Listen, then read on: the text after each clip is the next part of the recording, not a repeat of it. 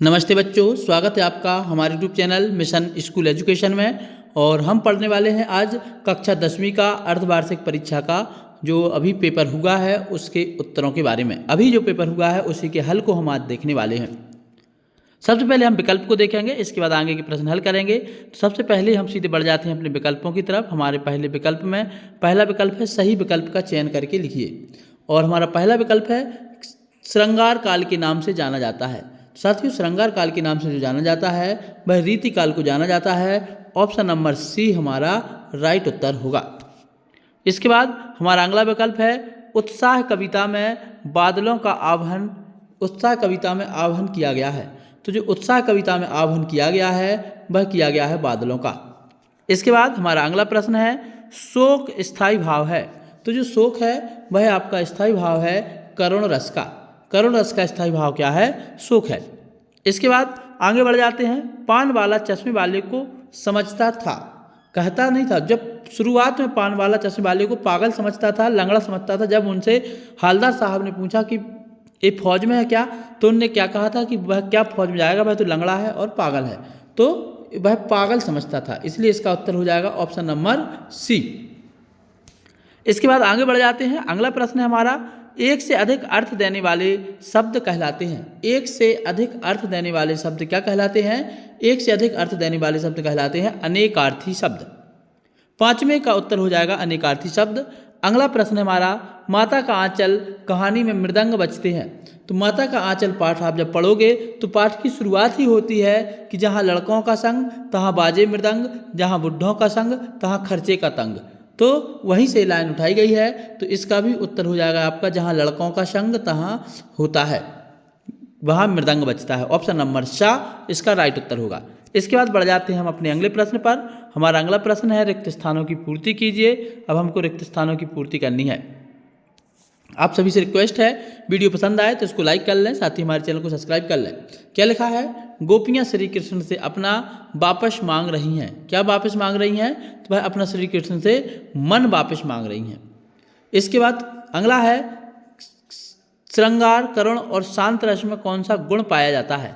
श्रृंगार, शांत और करुण रस में जो गुण पाया जाता है वह माधुर्य गुण पाया जाता है।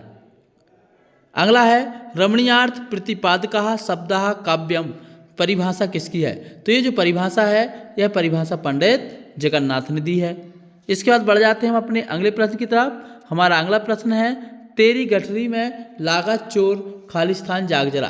तो इसमें आ जाएगा तेरी गठरी में लागा चोर मुसाफिर जाग जरा। नीरोग में कौन सी संधि है? तो नीरोग में आपकी विसर्ग संधि है। मधु कांकरिया के ड्राइवर का नाम क्या था? तो मधु कांकरिया के ड्राइवर का नाम था जितेन नार्गे। तो इस साथ ही हमने एक बाकी खालिस्तान देख लिए, इनके उत्तर भी मिल गए। यहाँ पे आ जाएगा इसमें मुसाफिर, यहाँ पे आ जाएगा आपका विसर्ग संधि और यहाँ पे आ जाएगा आपका जितेन नार्गे। इसके बाद बढ़ जाते हैं अगले प्रश्न की तरफ। हमारा अगला प्रश्न है सत्य और असत्य बताना है। तुलसीदास की रचनाओं में प्रबंध और मुक्तक दोनों काव्य का उत्कृष्ट रूप देखने को मिलता है। ये बिल्कुल आपका सत्य है, इसको हमको सत्य लिखना है, यह आपका सत्य है। दूसरा चौपाई एक अर्ध सममात्रक छंद है। नहीं, चौपाई एक सममात्रक छंद है, इसलिए ये आपका असत्य है। दूसरा लिखा है रिपोर्ताज मूल रूप से फ्रांसीसी भाषा का शब्द है। तो तीसरे नंबर का ये हमारा सत्य है, बिल्कुल रिपोर्ताज मूल रूप से फ्रांसीसी भाषा का शब्द है। अगला है लेखक कनखियों से नवाब साहब की ओर देख रहे थे। बिल्कुल लेखक कनखियों से नवाब साहब की ओर देख रहे थे, ये भी सत्य है। अशोक राजनगर में रहता है निषेधात्मक वाक्य का उदाहरण है। नहीं, ये निषेधात्मक वाक्य का उदाहरण नहीं है, ये तो विधानवाचक वाक्य का उदाहरण है, इसलिए यह भी आपका असत्य हो जाएगा। यदि इसमें नहीं लगा होता तो ये निषेधवाचक होता। कवि यज्ञ ने हिरोशिमा कविता जापान में लिखी। तो ये भी आपका असत्य है, क्योंकि कवि ने जो हिरोशिमा कविता लिखी है वह जापान में नहीं लिखी है, जापान से लौटकर भारत में ट्रेन के अंदर बैठ करके लिखी है। तो इस तरीके से हम सत्य सत्य देख लिए, खालिस्तान देख लिए और विकल्प देख लिए। अब बढ़ते हैं हम अपने अगले प्रश्न की तरफ। सही जोड़ियों का मिलान कीजिए। हमें सही जोड़ियों का मिलान करना है। सही जोड़ियों के मिलान में क्या लिखा है? अनिमेष। तो अनिमेष का अर्थ क्या होता है? अनिमेष का मतलब होता है एक टक किसी चीज को देखते रहना बिना पलक झपकाए। तो इसका उत्तर आ जाएगा चा। पहले वाले का मिलान कैसे हो जाएगा, 4 नंबर से, अनिमेष। इसके बाद अभ्यंतर, अभ्यंतर मतलब होता है भीतरी, तो दूसरे का उत्तर हो जाएगा घा, अभ्यंतर मतलब भीतरी। ललित, ललित काले घुंघराले, एक शब्द एक से अधिक बार आया है, अर्थ उसका वही है, वहाँ पर होता है आपका पुनरुक्ति प्रकाश अलंकार, इसलिए इसका उत्तर हो जाएगा का, पुनरुक्ति प्रकाश। संस्कृति की पाठशाला कहा जाता है, तो वह कहा जाता है काशी को, इसका उत्तर हो जाएगा गा। शब्द शक्ति के भेद होते हैं आपके 3, तो इसका उत्तर हो जाएगा छा। और पूरब से की ओर बहने वाली हवा कहलाती है क्या, पूरब की ओर बहने वाली हवा कहलाती है पूर्वाई, तो इसका उत्तर हो जाएगा खा। इसी के साथ हमने पूरे प्रश्न कंप्लीट कर लिए।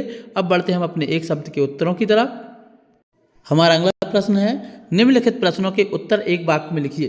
पहला प्रश्न है, लेखक जयशंकर प्रसाद ने अपनी आत्मकथा को कैसा माना है, तो लेखक जयशंकर प्रसाद ने अपनी आत्मकथा को खास नहीं माना है, दुखों से भरी हुई माना है, कठिनाइयों से भरी हुई माना है।